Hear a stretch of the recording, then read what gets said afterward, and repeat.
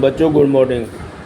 बच्चों, कल हम पढ़ा रहे थे आपको भारत के विदेशी संबंध, कक्षा 12 राजनीतिक शास्त्र। उसी को आगे कंटिन्यू करते हुए मैं आज उसके एमसीक्यू के क्वेश्चन बता रहा हूँ आपको। अनुच्छेद 51 से संबंधित निम्नलिखित संवैधानिक सिद्धांतों में से कौन सा एक सही नहीं है? नंबर 1, अंतर्राष्ट्रीय शांति और सुरक्षा को बढ़ावा देना। नंबर 2, राष्ट्रों के बीच अच्छे आर्थिक संबंधों को बनाए रखना। नंबर 3, अंतर्राष्ट्रीय कानूनों और संधियों के लिए सम्मान। नंबर 4, मध्यस्थता द्वारा अंतर्राष्ट्रीय विवादों के निपटान को प्रोत्साहित करना।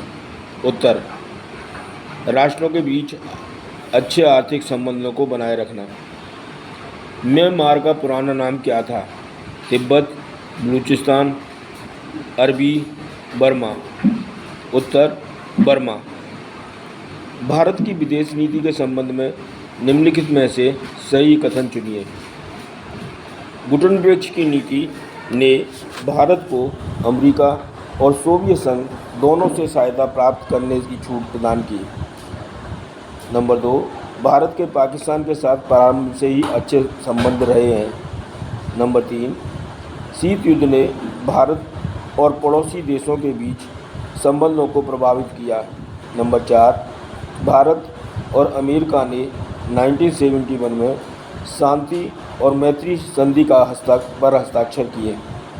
उत्तर, नंबर 1, गुटेनबर्ग की नीति ने भारत को अमेरिका और सोवियत संघ दोनों से सहायता प्राप्त करने की छूट प्रदान की। जवाहरलाल नेहरू के पश्चात चीन की यात्रा पर जाने वाला भारत का पहला प्रधानमंत्री कौन था? पीवी नरसिम्हा राव, अटल बिहारी वाजपेयी, इंदिरा गांधी या राजीव गांधी? उत्तर, राजीव गांधी। निम्नलिखित में से भारत की परमाणु नीति की विशेषता बताइए। नंबर 1, शांति के लिए प्रतिबद्धता। नंबर 2, पहले प्रयोग नहीं करने वाली नीति पर पुनर्विचार हो सकता है। नंबर 3, परमाणु अप्रसार संधि तथा व्यापक परमाणु परीक्षण प्रतिबंध संधि को समर्थन देना। नंबर 4, परमाणु आपूर्ति समूह में सदस्यता को सुनिश्चित करना। सही विकल्प चुनिए। पहला 134, दूसरा 234, तीसरा 123, चौथा 124। सही आंसर चौथा 124।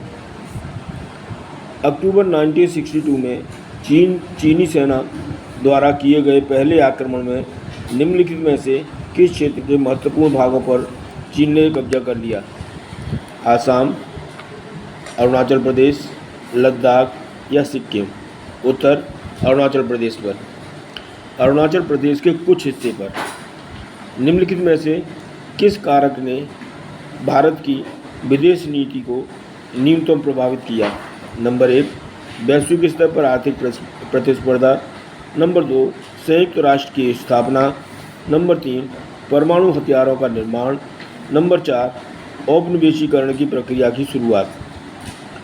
उत्तर 2, संयुक्त राष्ट्र की स्थापना। निम्नलिखित में से कौन सा कथन चीन द्वारा 1950 में तिब्बत पर कब्जा करने के कारण भारत और चीन के संबंधों के तनाव से संबंधित है? प्रारंभ में भारत सरकार ने इस कृत्य को खुले तरीके से विरोध नहीं किया। नंबर 2, जब चीन ने तिब्बती संस्कृति का दमन करना प्रारंभ किया तो भारत सरकार को असहजता अनुभव होने लगी। नंबर 3, जब भारत सरकार ने दलाई लामा को भारत में शरण दी, चीन ने भारत पर चीन के आंतरिक मामलों में हस्तक्षेप का आरोप लगाया। नंबर 4, भारत ने चीन द्वारा तिब्बत पर कब्जा कर लेने का घोर विरोध किया। उत्तर 1, 123 सही है।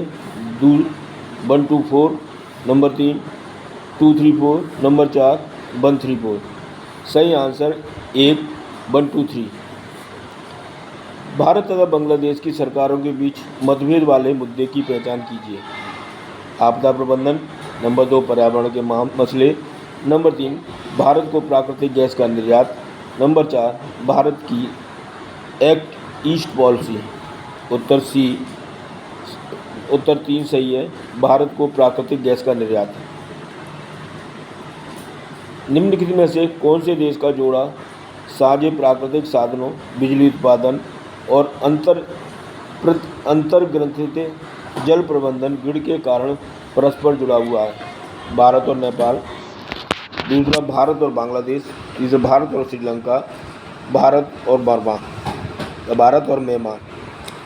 उत्तर, भारत और नेपाल सही है। निम्नलिखित में से किस कारक ने भारत और श्रीलंका के परस्पर संबंधों को दृढ़ता प्रदान की है? नंबर ए, श्रीलंका में चल रहा जातीय संघर्ष। बी, श्रीलंका के साथ मुक्त व्यापार समझौता। सी, भारत की शांति सेना। डी, श्रीलंका के तमिलों के लिए भारत का रवैया। उत्तर बी, श्रीलंका के साथ मुक्त व्यापार समझौता।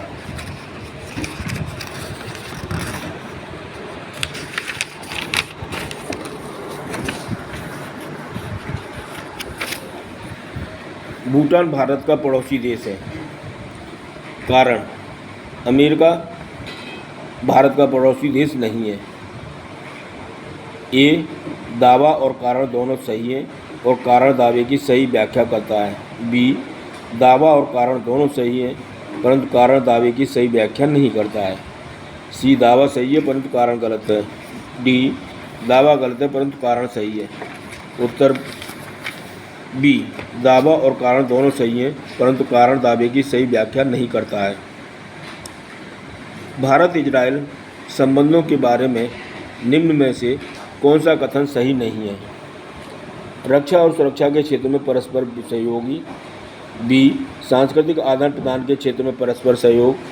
सी, अंतरिक्ष की खोज के क्षेत्र में परस्पर सहयोग। डी, सैन्य गठबंधन बनाने में परस्पर सहयोग। उत्तर डी, सैन्य गठबंधन बनाने में परस्पर सहयोग। निम्नलिखित में से कौन सा कथन शांतिपूर्ण विश्व के लिए भारत की कटिबद्धता का समर्थन नहीं करता है? भारत गुटनिरपेक्षता की नीति का समर्थन करता है। बी, भारत ने सदैव संयुक्त राष्ट्र संघ के शांति अभियानों में अपनी सेना भेजी है। सी, भारत सोवियत संघ के हंगरी पर आक्रमण के प्रति उदासीन रहा है। डी, भारत हमेशा सैन्य गठबंधन से दूर रहा है।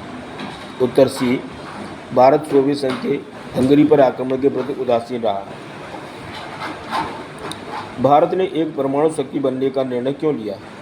उत्तर, भारत परमाणु नीति एवं परमाणु हथियार बनाकर दूसरे देशों को आक्रमण से बचने के लिए न्यूनतम अवरोध की स्थिति प्राप्त करना चाहता है।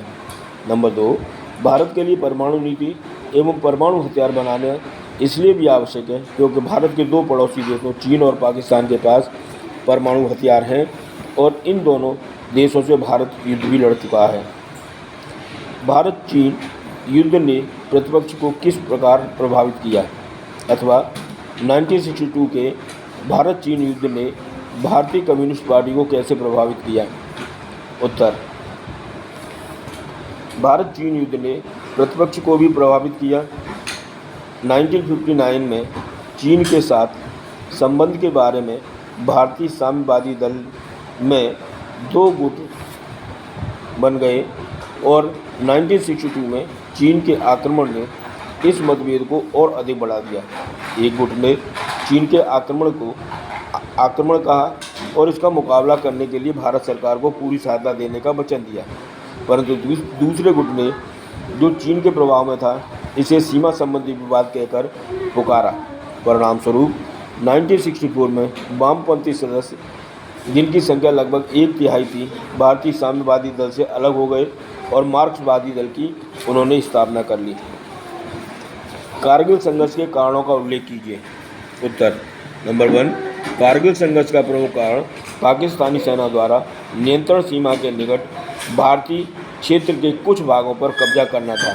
नंबर 2, कारगिल संघर्ष का एक प्रमुख कारण पाकिस्तान की भारत के प्रति शत्रुतापूर्ण नीति है।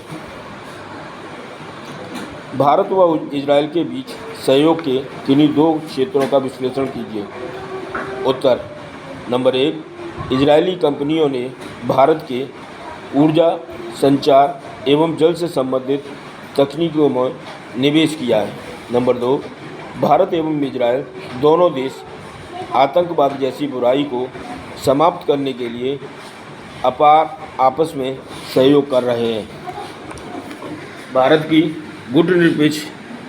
गुटनिरपेक्षता की नीति का विश्लेषण कीजिए।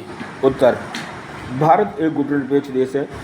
भारत की विदेश नीति का मुख्य आधार गुटनिरपेक्ष है। गुटनिरपेक्षता का अर्थ है अपनी स्वतंत्र नीति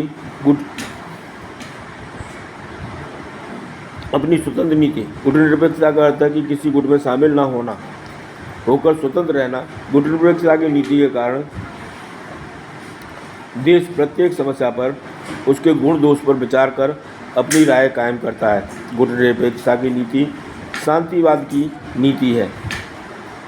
भूतपूर्व प्रधानमंत्री श्रीमती इंदिरा गांधी के अनुसार गुटनिरपेक्षता में न तो तटस्थता है और न ही समस्याओं के प्रति उदासीनता है।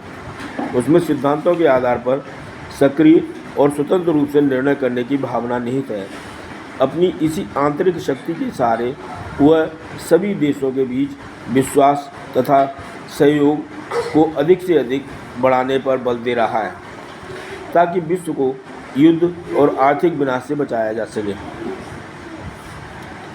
दलाई लामा ने भारत में शरण क्यों ली, अथवा तिब्बती शरणार्थियों को बसाने में भारत द्वारा निभाई गई भूमिका का विश्लेषण कीजिए। उत्तर, दलाई लामा तिब्बत के धार्मिक नेता हैं। चीन ने सन 1950 में भारत पर नियंत्रण कर लिया। 1958 में तिब्बत में चीनी आधिपत्य के विरुद्ध सशस्त्र विद्रोह हो गया, जिसे चीनी सेनाओं ने दबा दिया। तिब्बत की स्थिति अधिक बिगड़ने के कारण 1959 में दलाई लामा ने भारत में शरण ली। भारत ने तिब्बती शरणार्थियों के लिए धर्मशाला, दिल्ली एवं अन्य शहरों में कई बस्तियां भी बनाई।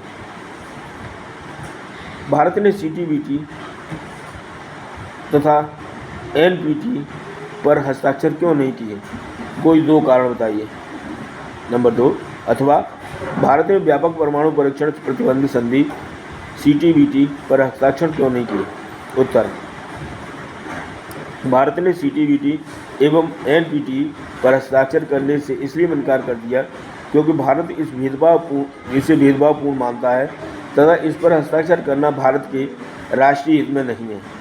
नंबर 2, भारत के 2 पड़ोसी देशों के पास परमाणु हथियार हैं और दोनों ही देश भारत पर आक्रमण भी कर चुके हैं, इसलिए भारत ने मना कर दिया। ताशकंद समझौते पर किसने हस्ताक्षर किए और कब किए?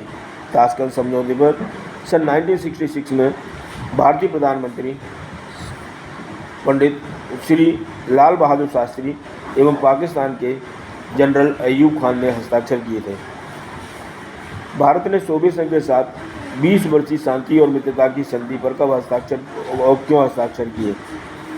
उत्तर, भारत ने सोवियत संघ के साथ 20 वर्षीय शांति और मित्रता की संधि पर 9 अगस्त 1971 को हस्ताक्षर किए ताकि पाकिस्तान से युद्ध छिड़ने पर यदि अमेरिका एवं चीन पाकिस्तान का साथ दें तो सोवियत संघ भारत का साथ देगा।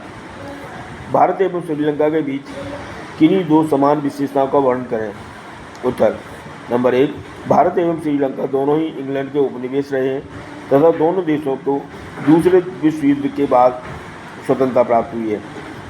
नंबर 2, स्वतंत्रता प्राप्ति के पश्चात दोनों ही देशों में सफलतापूर्वक लोकतांत्रिक व्यवस्था की स्थापना की है। अफ्रो एशियाई एकता क्या है? उत्तर,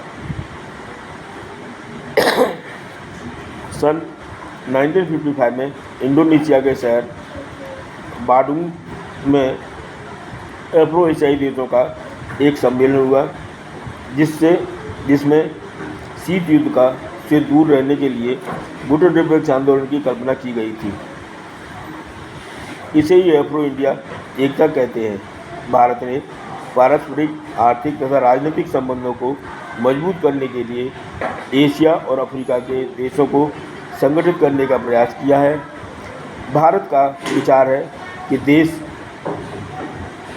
प्रेरित होकर उपनिवेशवाद का अच्छी तरह से विरोध कर सकेंगे तथा अन्य एशियाई और अफ्रीकी देशों को स्वतंत्रता के लिए वातावरण उत्पन्न कर सकें। पंडित नेहरू की विदेश नीति की कोई 4 विशेषताएं बताइए। अथवा जवाहरलाल नेहरू के कार्यकाल में भारतीय विदेश नीति के किन्हीं 4 मुख्य सिद्धांतों का वर्णन कीजिए। नंबर 1, गुटनिरपेक्षता। भारत की विदेश नीति का सबसे महत्वपूर्ण विशेषता गुटनिरपेक्षता रही है।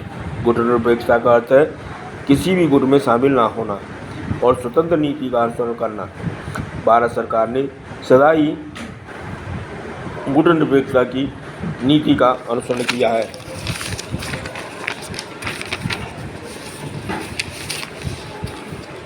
नंबर 2, विश्व शांति और सुरक्षा की नीति। भारत की विदेश नीति का आधारभूत सिद्धांत विश्व शांति और सुरक्षा बनाए रखना है, क्योंकि भारत हमेशा से वसुधैव कुटुंबकम की भावना से ओतप्रोत रहा है। भारत अंतर्राष्ट्रीय विवादों को शांतिपूर्ण ढंग से निपटाने के पक्ष में है। भारत ने सदैव विश्व शांति की स्थापना की और सुरक्षा की नीति अपनाई है। साम्राज्यवादियों तथा उपनिवेशियों का विरोध। भारत स्वयं ब्रिटिश साम्राज्य का शिकार रहा है, जिसके कारण भारत ने सदैव साम्राज्यवाद तथा उपनिवेशवाद का विरोध किया है। भारत साम्राज्यवाद की विश्व नीति शांति का शत्रु मानता है, क्योंकि साम्राज्यवाद युद्ध को जन्म देता है। अन्य देशों के साथ मित्रतापूर्ण संबंध।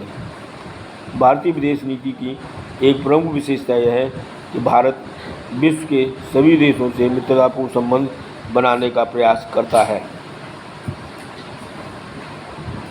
भारत की परमाणु नीति की कोई 4 विशेषताएं बताइए, या भारत के परमाणु नीति का विश्लेषण कीजिए। भारत परमाणु शक्ति का प्रयोग विनाशकारी उद्देश्यों के लिए करने के विरुद्ध है। 1974 में भारत ने एक परमाणु धमाका किया था, परंतु इसके साथ भारत ने यह घोषणा की थी कि भारत का परमाणु धमाका सैनिक लक्ष्यों के लिए नहीं, बल्कि शांतिमय उद्देश्यों के लिए है। भारत ने परमाणु अप्रसार संधि TTBT पर इसलिए हस्ताक्षर नहीं किए क्योंकि भारत इस संधि को गैर परमाणु शक्तियों के लिए पक्षपात वाली संधि मानता था। यद्यपि भारत ने परमाणु बम न बनाने की घोषणा की थी, फिर भी अपने पड़ोसी देशों द्वारा एकत्र की जाने वाली परमाणु सामग्री से चिंतित होकर तथा अपनी सुरक्षा को ध्यान में रखते हुए भारत ने 11 मई तथा 13 मई 1998 को 5 परमाणु विस्फोट किए। यह परमाणु विस्फोट भारत ने अपनी सुरक्षा की दृष्टि से किए थे। इन विस्फोटों के बाद भारत ने और परमाणु विस्फोट न करने की घोषणा कर दी। इसके साथ ही भारत परमाणु अस्त्रों को पूर्णतः समाप्त करने के पक्ष में है। इसके लिए वह एक आम सहमति वाली संधि के निर्माण के पक्ष में है। भारत ने गैर परमाणु देशों पर परमाणु हमला न करने की घोषणा की हुई है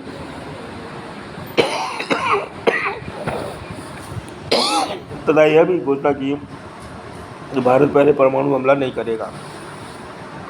तो बच्चों, भारत की विदेश नीति में इतना ही। यहाँ मैं आपके लिए कुछ प्रश्न छोड़ के जा रहा हूँ, जिनके उत्तर आप कमेंट बॉक्स में लिख के दिए। बाडुंग सम्मेलन कहाँ और क्यों हुआ? बाडुंग कहाँ पर है? दूसरा, ताशकंद समझौते पर किस किसने हस्ताक्षर किए और ताशकंद कहाँ पर स्थित है? तीसरा, भारत की परमाणु नीति पर अपने विचार बताइए। धन्यवाद। आज के लिए बस इतना ही।